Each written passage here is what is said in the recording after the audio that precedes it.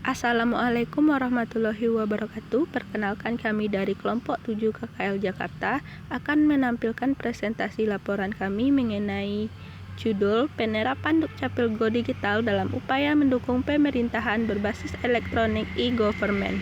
Baiklah, perkenalkan, nama saya Anggun Nur Hakim dengan NIM 21042114 sebagai moderator dan sebagai pemateri bagian pembahasan. Yang kedua ada Irma Yunita sebagai pemateri bagian latar belakang, dan ada Jadi Tiono Baban sebagai pemateri bagian metode penelitian, dan ada yang terakhir Melani Fitria Devitasari sebagai pemateri terakhir, yaitu penutupan dari laporan.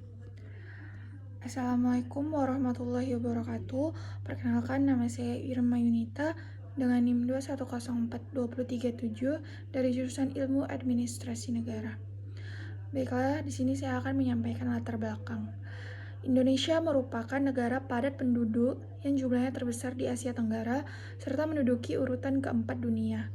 Dalam kondisi ini, tentu saja pengadministrasian data penduduk secara akurat dan komprehensif merupakan pekerjaan besar dan pelik.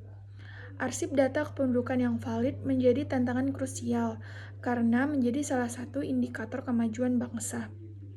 Dengan data kependudukan yang otentik, maka tergambarlah profil dan potensi penduduknya. Dengan data kependudukan yang baik, update, dan akurat, tata kelola pemerintahan akan dapat dilaksanakan dengan mudah, efektif, dan efisien. Data kependudukan saat ini sudah begitu lekat dengan keseharian hidup masyarakat Indonesia. Pada saat ini, masyarakat bergerak kemanapun senantiasa tak lepas dari identitas pribadi yang khas dan tak tergantikan. Identitas pribadi ini dicerminkan dengan NIK berupa nomor induk kependudukan yang diberikan kepada penduduk saat lahir dan berlaku seumur hidup. NIK bersifat tetap walaupun penduduk berpindah alamat. Kecenderungan kemajuan dunia pada teknologi digital mesti kita ikuti, sebab digitalisasi data akan membuat pelayanan administrasi kependudukan menjadi lebih efektif dan efisien. Dengan Go Digital, Ditjen Dukcapil melakukan lompatan kuantum untuk revolusi layanan publik. Semangatnya pun bukan sekedar menyusun dan menerbitkan dokumen kependudukan, tetapi ingin berbuat jauh lebih besar, yaitu mendesain masa depan Indonesia yang lebih baik melalui penyediaan data kependudukan yang akurat untuk semua keperluan dalam pembangunan. Dan selanjutnya, pelayanan administrasi kependudukan secara daring dalam jaringan ini akan diatur dalam Permendagri yang merupakan landasan untuk membangun tata kelola pemerintahan yang efektif dan efisien melalui pengembangan sistem administrasi kependudukan dengan cara yang lebih mudah dan cepat kepada masyarakat, sehingga masyarakat tidak perlu lagi menggunakan jasa calo untuk melakukan pengurusan jauh ke kantor Dukcapil.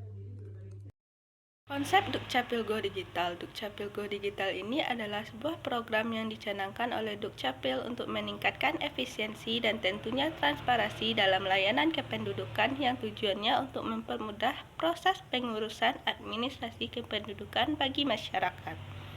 Dukcapil menerapkan kebijakan digitalisasi layanan melalui program Dukcapil Go Digital. Ini merupakan suatu kebijakan baru dalam sistem pemerintahan, khususnya untuk mengurus administrasi kependudukan dengan pengaplikasian teknologi tanda tangan elektronik atau TTE. Go Digital dalam layanan administrasi kependudukan ini ditujukan untuk layanan kartu keluarga atau KK dan akta kelahiran sejak tahun 2019 yang lalu dengan tujuan agar untuk mempercepat, membuat efektif, dan lebih efisien. Masalah kebijakan Go Digital dalam layanan administrasi kependudukan tetap terjadi dan perlu diwaspadai, seperti ketersediaan dan keberlanjutan tenaga teknik yang mendukung layanan digitalisasi karena ada beberapa pegawai seperti tenaga IT, manajemen front office maupun back office, tim kreatif, tim monitoring adalah bukan berstatus pegawai negeri sipil dengan kontrak kerja terbatas, sehingga sulit dipertahankan keberadaannya dalam birokrasi. Pegawai yang berstatus pegawai negeri sipil juga masih rentan dimutasi ke bagian atau dinas lain, sehingga menjadi kendala untuk keberlanjutan kebijakan Go Digital ini. Implementasi kebijakan Go Digital ini keberhasilannya sangat ditentukan oleh faktor komunikasi, sumber daya, disposisi, struktur birokrasi. Pada pelaksanaannya, digitalisasi layanan administrasi kependudukan belum optimal dikarenakan faktor komunikasi, sumber daya, dan disposisi tadi yang kurang mendukung implementasinya. Baiklah, kita masuk ke konsep kedua, yaitu konsep e-government. Konsep e-government bukanlah sebuah inisiatif yang mudah dan murah. Sebelum memutuskan untuk mengalokasikan sejumlah sumber daya yang sangat besar, harus dimengerti terlebih dahulu latar belakang apa yang menyebabkan inisiatif e-government perlu atau tidak untuk diimplementasikan. E-government bukanlah sebuah obat atau jalan pintas menuju pada perbaikan atau pertumbuhan ekonomi yang signifikan secara cepat atau pencapaian efisiensi kinerja pemerintahan dalam waktu singkat atau pembentukan mekanisme pemerintahan yang bersih dan transparan. E-government adalah sarana atau alat untuk menuju kepada objektif-objektif tersebut.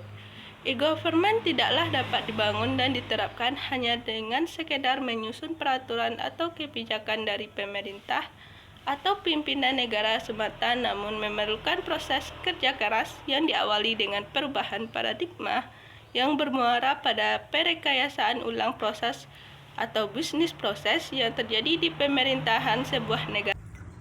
Halo, perkenalkan nama saya Jitena Waban dengan NIM 2104286. Di sini saya akan menjelaskan teknik pengumpulan data. Mengumpulkan data merupakan kegiatan yang penting dalam penelitian guna memperoleh data yang dibutuhkan secara akurat dan tepat. Penulisan yang mengambil data tanpa menggunakan teknik tertentu akan berdampak pada hasil data yang diperoleh tidak memenuhi standar yang ditentukan sebelumnya. Penulisan pada penelitian ini menggunakan teknik pengumpulan data melalui penulisan berbagai sumber dan literatur, baik dari dokumen pemerintahan maupun pemberitaan media massa cetak dan elektronik, jurnal, dan buku-buku yang terkait dengan administrasi publik dan inovasi kebijakan. Penulisan juga menggunakan teknik observasi dan dokumentasi.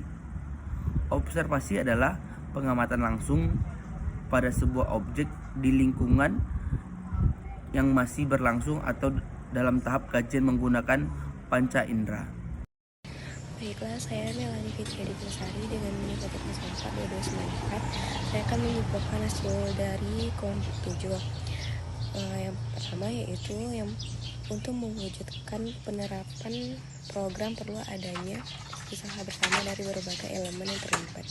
Dalam hal ini adalah masyarakat, operator dinas Dukcapil.